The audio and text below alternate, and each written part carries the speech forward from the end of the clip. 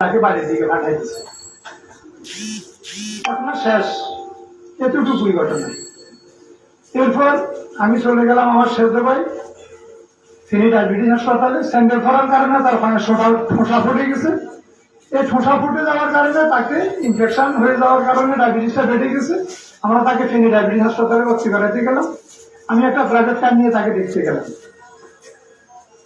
দেখি আসি, আমি যখন বাড়িতে এসেছি আমাদের ছেলেপেলেরা আছে, সবাইকে বললাম যে চলে যাও, আমি আর এখন আর বাইরে হবো না। তো সবাই যার যার মতো করে চলে গেছে। আমার ভাই শুভ করে বালির ব্যবসা করে সেইখান থেকে আসছে। আসার পথে নামাজ পড়বা পড়ে বাজার সাজার করে বাড়ির দিকে চলে যাবে। ও তো জানে না কার মিছিল কার কি, ও সংগঠনের সাথে এইভাবে জড়িত না। শুধু আমাদের ওয়ার্ড বিএনপি কাউন্সিল আসছে, আমাদের কোনো মিছিল মিটিং এ সচরাচর সে খুব প্রয়োজন না হইলে, বড় রকমের আনন্দ মিছিল না হইলে সে অ্যাটেন্ড করে না। ও রাস্তা পার হইতেছে, জিয়া সৈনিক মিছিল হইতেছে, মনে করতেছে আমাদের মিছিল। সে মিছিলটাকে দেখে আগে গেছে, একা মানুষ, হাতেও কিছু নেই। ও আগে যাওয়ার সাথে সাথে তাকে আক্রমণ, এবং এমন ভাবে আক্রমণ করছে, তার মাথার এই ফ্লাস, তার মাথার এই ফ্লাস, তার ফিচে লাঞ্চ, আর এই বুকে, আর এই মুখে, তাকে হত্যার উদ্দেশ্যে মারা হলো। এখনো পর্যন্ত তার জ্ঞান ফিরে নেই। 27 তারিখ থেকে আজকে 8 তারিখ, আজকে 11 দিন, এখনো তার জ্ঞান ফিরে নেই, এখনো আইসিইউতে আছে সে। আমরা আপনাদের কাছে আল্লাহর দরবারে, আপনাদের সকলের দরবারে দোয়া চাইতেছি, আমার ভাইকে যেন আল্লাহ সুস্থতার সহিত নেখায় থাকবে। দীর্ঘ সময় ধরে এই অঞ্চলে আমি রাজনীতি করি, আমার বাবা রাজনীতি করেছে, আমাদের পরিবার রাজনীতি করেছে। আমরা সবসময় মানুষের উপর করার চেষ্টা করেছি, মানুষের ভালো করার চেষ্টা করেছি। কে কোথাও বেঁচে গেলে জায়গা সম্পদ বা বিভিন্ন রকম কারোর কাছে পাও না, দেও না, বিভিন্ন রকমের শালীন হিসাব আমার বাবা বিভিন্ন সময় করেছে। আমি শালীন হিসাব খুব বেশি ভালো বুঝি না, দিতে আমি করি না। আমি হয়তো স্বাভাবিক যে বিষয়গুলো মানুষের সমাধান করার চেষ্টা করি, আমার সাধ্যের ভিতরে থাকি। 5 তারিখে বিএনপি এই স্বৈরাচার হাসিনা এই হায়নার হাত থেকে রক্ষা হয়েছে। বাংলাদেশ নামক আরেকটা দেশ স্বাধীন হয়েছে, আমরা দ্বিতীয় স্বাধীনতা অর্জন করেছি। আমরা এখানে উন্মুক্ত পরিবেশে আজকে বক্তব্য দিতে পেরেছি। আপনারা মন খুলে প্রাণ খুলে আপনারা হেসে খেলে এই প্রোগ্রামটাতে আসতে পেরেছেন, হেঁটে আসতে পেরেছেন। আমরা কি 5 তারিখের আগে এইভাবে প্রোগ্রাম করতে পেরেছি?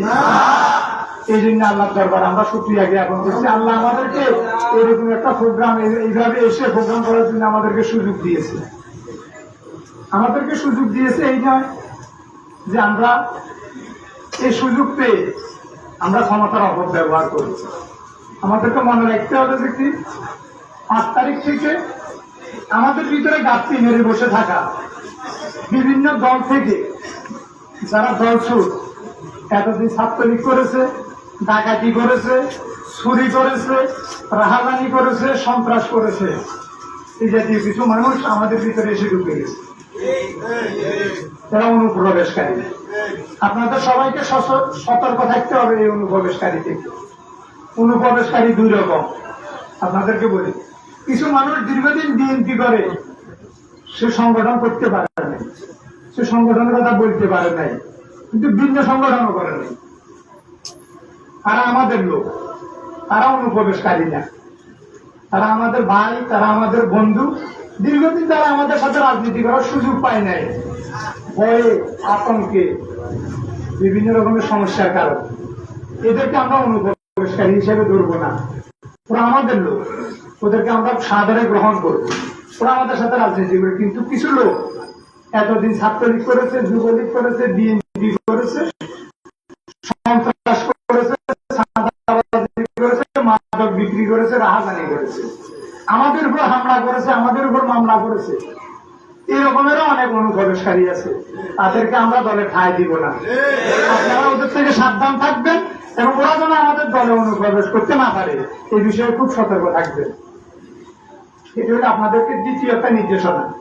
আমাদের মূল নির্দেশনা হলো কি, দল দীর্ঘদিন অবস্থান ছিল, আমরা দলকে বোঝাইতে পারি না, আমরা দল করতে পারি না ঠিকভাবে।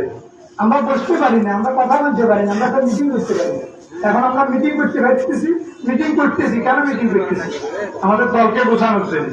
এই দলকে গোছাইতে গিয়া আমাদেরকে দুটো জিনিস মনে রাখতে হবে, দলের শৃঙ্খলা ফিরিয়ে দিতে হবে, দলের যে কমান্ড মানতে হবে। আমাদের নেতা তারেক রহমান আমাদেরকে কি নির্দেশনা দিল, আমাদের মহাসচিব আমাদেরকে কি নির্দেশনা দিল, আমাদের প্রিয় নেত্রী দেশ নেত্রী খালেদা জিয়া আমাদের কি নির্দেশনা দিল।